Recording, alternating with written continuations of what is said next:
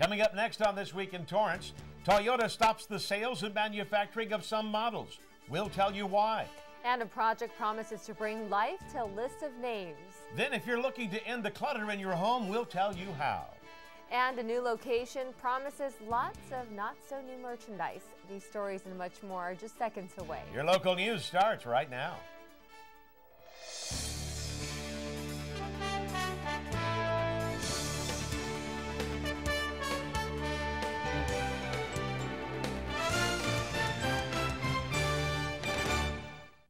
Hello, everyone, and welcome to This Week in Torrance. I'm Jen Chun. And I'm Ben McCain. Thanks for joining us. The news for Toyota keeps getting worse. This week, the leading car brand in the world announced they will stop selling and manufacturing certain models. This is in response to gas pedals and floor mats potentially causing out-of-control acceleration. The 1,200 Toyota dealers in the U.S. were all notified that 8 models are part of the sales freeze, including the popular Camry, along with the Corolla, RAV4, and Tundra. Car years range from 2005 all the way to current 2010 models, and for many dealers, these account for nearly 3/4 of the inventory. Toyota will also shut down production of these models at 6 assembly lines in the U.S. and Canada. The company says they do not know when dealers can resume selling the cars and trucks. This move could halt the production and sale of up to 105,000 of Toyota products per month. And now rental car companies like Hertz and Avis say they will no longer offer these cars to customers. At least 19 deaths and scores of injuries are being blamed on the unintended acceleration problem. For a complete list of cars affected by the recalls and by the sales and production freeze, go to Toyota.com. Well, we have a busy city council meeting to tell you about. Fire engineer Daniel Heidler was honored by the city council upon his retirement. Heidler worked for the Torrance Fire Department for 29 years. Next, a representative from the Southern California Association of Governments, or SCA.G., presented information regarding greenhouse gas emission reduction. SCA.G. covers 187 cities and 6 counties, and they're discussing transportation and housing recommendations with local governments as the area expands. 19 million people currently live in Southern California, and estimates show another 5 million will move here by 2035.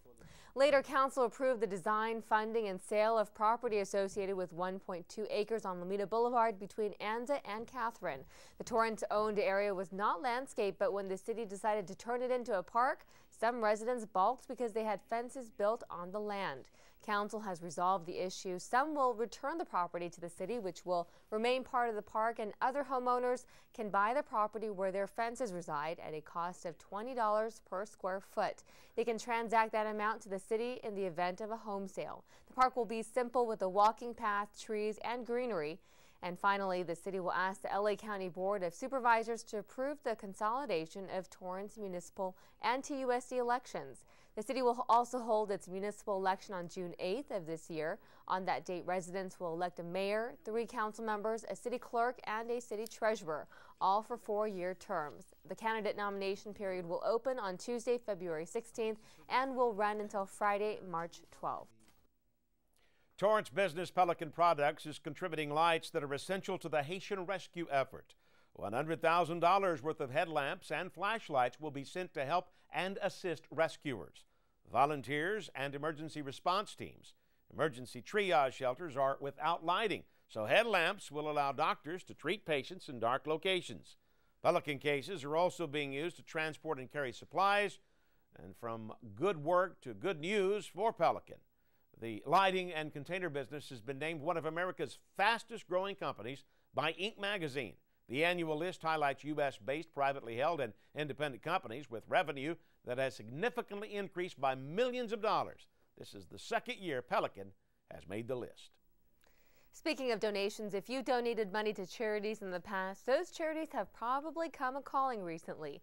In fact, it may seem like telemarketers are back to bothering even those of us on the Do Not Call registry. Well, for some people, the pesky calls are on the rise once again. Phone numbers should remain on the registry unless you have asked to remove it. But if you've changed calling plans or changed the billing name on your account, your phone number may have become unregistered. And you'll need to verify it on the list if you want the unwanted calls to stop. To make sure your number is on the registry, go to DoNotCall.Gov. But remember, the registry won't stop all telemarketing calls. As we mentioned, charities and also political organizations that you've donated to in the past still have the right to contact you. And the same goes for companies you currently do business with. Asking them to stop calling should resolve the problem. And it's definitely a dog-eat-dog world when it comes to playing favorites. Goodbye, a Labrador Retriever. Hello, Bulldog. According to an American Kennel Club ranking, dog lovers in Los Angeles have changed their affections, and Bulldogs are now the top dog. The AKC says LA is the only place to have Bulldogs ranked at the top of their list. Golden Retrievers, German Shepherds, and Yorkshire Terriers rounded out the top 5. What about mutts? They didn't make it anywhere on the list. I know. And what about your dog? I know Elvis, my dog, is a mutt, and he's really wonderful. He's so great, and I think he should have made it on some top 5 list. Well, don't tell Elvis about it. It could give him an inferiority complex. Coming up, a new research project will tell the stories of some well-known names.